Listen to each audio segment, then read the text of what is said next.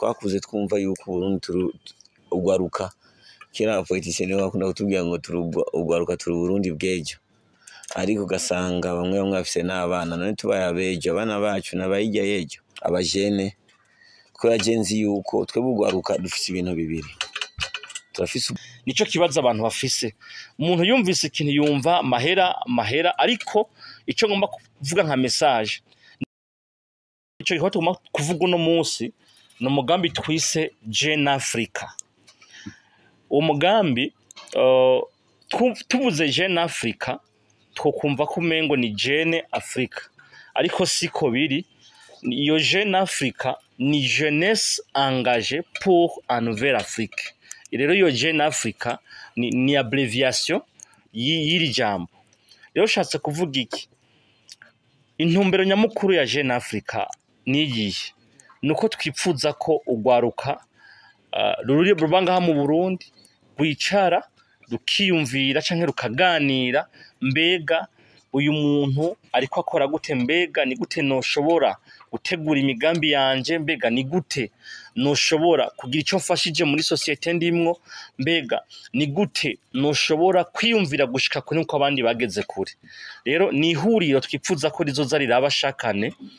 Rero iyi ni edition ya mbere igiye gukorwa ku itariki ya 21 ukwezi kwa 11 2025, bikazobera aha ku Mutangano kuri munsi yo Gikungu, uduze gatoya ahantu bita kwitanke hari sare yitwa Faith Center, niho bizoba guhera isaha 2 gushika isaha 6:30 niho bizobera. Rero nta mafaranga dutoza, oya, ni for free, uretse ko tugomba gushigikira igihugu, dushaka gushigikira indero mu gihugu, dushaka gushigikira ubumenyi mu gihugu, kugira ngo umuntu wese yumva ashaka kwiga, ashaka kugira icya atahuye. Burya nasanze abantu benshi baripfuza cyane kuronka amafaranga, ariko ntibipfuze cyane kwiga uko barondera ayo mafaranga. Nico kibazo abantu bafise.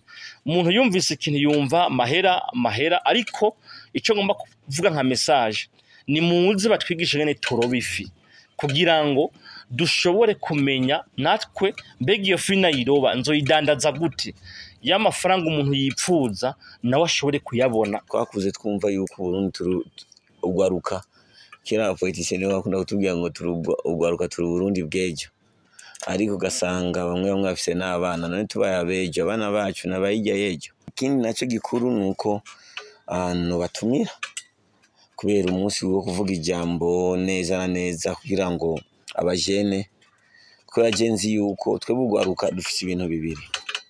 Turafise ubwenge, turafise inguvu, tukaba dufise n'ubugugu.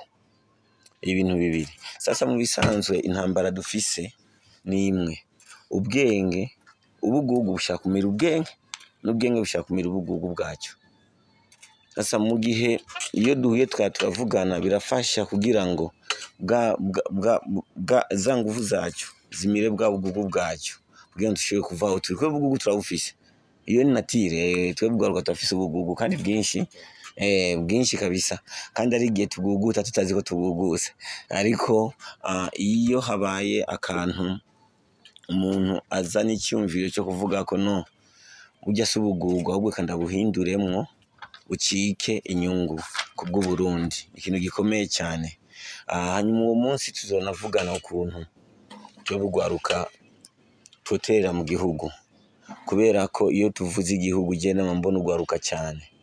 Nibaza n'igihe nariko niyamamaza cyane nari mpagaze kugwaruka, naravuga neza yuko nazijya 40% ngo irizuru, ngo 60% irizuru babifute, badushireho 40% abakurambere, 60% ugwaruka, kubera ko natahuye neza ko igihugu gitwagwa n'abantu babiri, abatama, abakurambere n'ugwaruka. Kubera abatama barazi inzira ariko nibazi kunyaruka, ariko natugwaruka ntituzinzira ariko turazi kunyaruka. Kugira ngo igihugu gitere imbere bisaba abatama batwereka inzira, natugaruka tunyaruka. Sasa mugiye kunyaruka bisaba ko tunyarukana ubumenyi. Unyarutse atabumenyi naho nyene n'umusaza aranyaruka, kandi iyo ubonye umusaza ariko aratamba ntiwibaze ko aryohewe, ahubwo byavyutse. Sasa tugerageze mu guhaguruka kwacu YCDA icyo natahuye nuko bashaka muge dutambane ubumenyi, dutambane umutima wo gukunda igihugu kandi na Afrika muri rusange, kubera ko ikintu muteza kumenya nuko twebwe abarundi, abana b'u Burundi nitwe tugiye kurokora Afrika, kandi kugira ngo Afrika ihagarare neza ifo ko Burundi buhagarara neza, kubera twebwe turi ku umutima urwaye n'amaguru nawe yoba akomeye ntacyo akora. Sasa muri icyo gihe ni byiza ko dutegura abana bazobaho bazi yuko ahubwo si Burundi gusa baraba, Afrika nzima iraturaba. Hari umuco Imana yaduhaye, hariho iyi ni Edeni turimo. Muri icyo gihe gusa ntituzi Edeni na rukoko byose n'amashyamba, bivana sasa nawe ukuntu bibonamo. Muri icyo gihe dukeneye abantu baduha umuco, batwereka yuko bana muri Edeni wifata uku, muri rukoko nawe wifata uku.